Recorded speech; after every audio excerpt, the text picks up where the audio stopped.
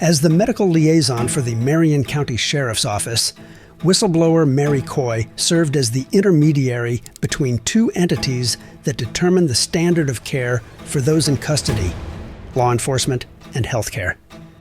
Her position gave her a privileged vantage point inside the jail, where she monitored inmate healthcare, reviewed complaints, verified compliance, and ensured that medical policies were upheld. She began documenting what she believed to be falsified records, delayed treatment, and systemic neglect by the jail's medical contractor, Heart of Florida Health Center. Although Coy has declined to be interviewed while her lawsuit against the sheriff is pending, the Gazette has independently investigated her allegations and asks, was she right to blow the whistle? Whistleblower complaint number 1. In the summer of 2024, Coy reported what she described as deliberate indifference to inmates' serious medical needs, including the falsification of medical records. She alleged that she had discovered medical records that included documented assessments for inmates who were not seen or had been released. Corroborating evidence. On October 3, 2024, 61-year-old Juan Miranda Valentin died in custody after being transported to Advent Health, where he was pronounced dead at 1:22 p.m. More than an hour later, while his body remained at the hospital, a nurse at the jail entered an infirmary note into his medical record documenting vital signs, breath sounds, and a reported pain level of 5 out of 10. Complaint number 2. Coy raised concerns about long-standing gaps in essential care. She reported that Heart of Florida Health Center, the jail's contracted medical provider, operated for several months in 2023, with no dentist staffing the jail. Monthly medical audits conducted by Coy during her employment confirmed that the dentist position remained vacant from August through December 2023.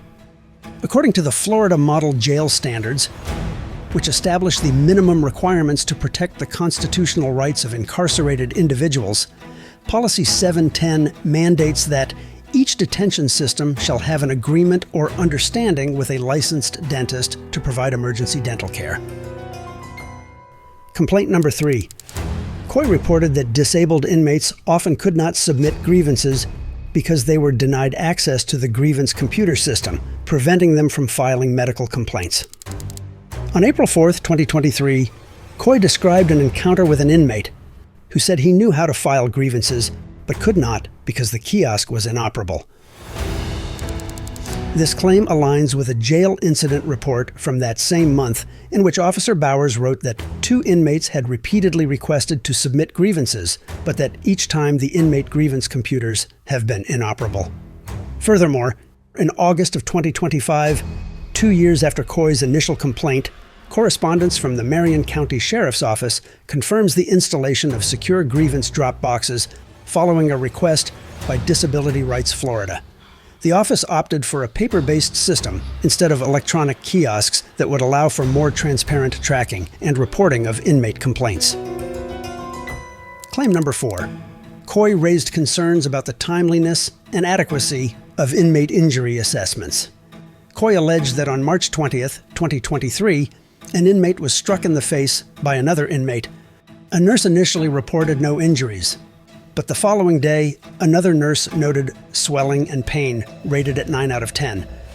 Imaging performed later confirmed fractures on both sides of the jaw, yet the inmate was not reevaluated for more than a week. His condition ultimately required surgery. When Coy asked Supervisor Ms. Smith about the delay in sending the inmate out for imaging for potential fractures, Smith allegedly responded, "It was Dr. Rodriguez's call." Dr. Rodriguez, contracted through the Heart of Florida, serves as the jail's medical director. Concerns about the quality of medical assessments by the jail's nursing staff continue to be investigated by the Gazette. Inmate Daryl Davidson died in custody at the jail in October of that same year. On the morning of his death, Davidson was assessed by nurses and found to only have 4 injuries on his body. The medical examiner later counted approximately 50 separate wounds during autopsy, which prompted an internal review of their origin. Claim number 5.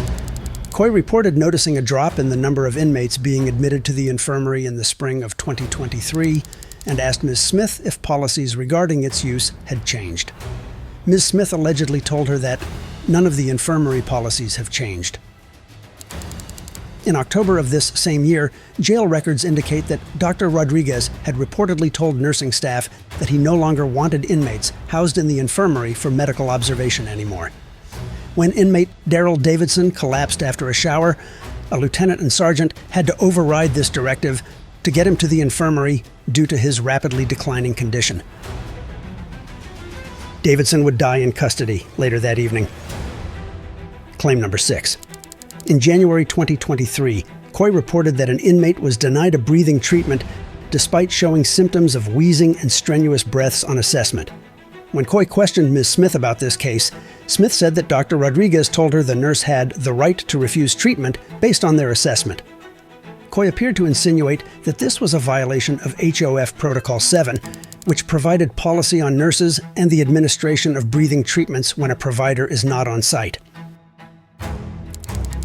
A jail incident report obtained by the Gazette from August 2022 describes an inmate who was denied 2 consecutive breathing treatments by a nurse despite actively wheezing, experiencing shortness of breath, and having a standing order for treatments 3 times a day as needed.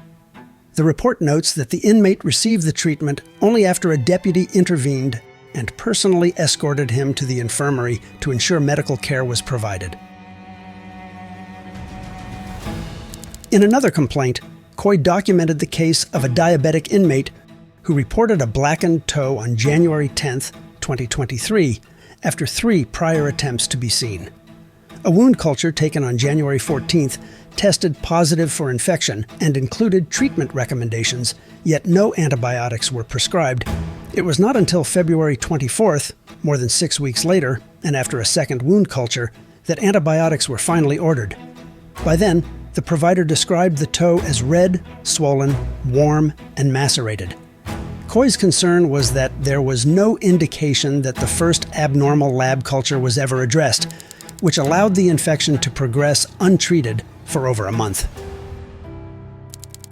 The Gazette's investigation found that inmate Jacob Oakey's death, while in custody, followed a similar delay in the review of urgent laboratory results. On July 23, 2024, his blood was drawn under a stat order after a rapid decline in his health. The following day, results showed a critically elevated white blood cell count, an indicator of infection. Records show no evidence that the results were reviewed or signed by a provider. The first reference to Oakey's lab work appears 2 days later, following a use of force incident. At that point, Dr. Rodriguez ordered his transfer to the hospital for an elevated white blood cell count, the same condition that had already been documented in his unaddressed lab results. Oakey died just days later of this serious infection. His mother, Marilyn Oakey, told the Gazette, "The records make me sick. They support what the doctor at the hospital told me. He just needed antibiotics, and my son would still be here." Coy named Inspector Voracek as a witness to her concerns regarding the medical care of inmates. She reported that he was aware of an incident written by security of a detoxing inmate suffering for hours for pain medication, and the nurse refused to treat him. The inmate went on to die in custody, her statement read. The Gazette found that inmate Daryl Davidson's experience bore striking similarities to this case. On his 4th day of detoxing, jail records show that Davidson was housed in the infirmary, pleading for help and requesting pain medication. One officer wrote that inmate Davidson has been moaning most of this shift and increased his persistence in crying for help. According to the same report, a nurse told him he was not due for pain medication. At one point, Davidson pleaded, "This is inhuman. I need an ambulance. I should be in a hospital." Days later, Davidson died in custody. In closing, Coy's complaints portray a deeply troubling picture of systemic medical neglect, delays in the review of abnormal lab findings, falsified records, grievance system failures, and potentially licensed nurses practicing beyond their legal authority at the jail. While the Gazette cannot independently confirm every allegation, the evidence we have obtained strongly supports many of Coy's claims, raising serious questions about the quality, oversight, and accountability of the medical care being provided to the inmates at the Marion County Jail.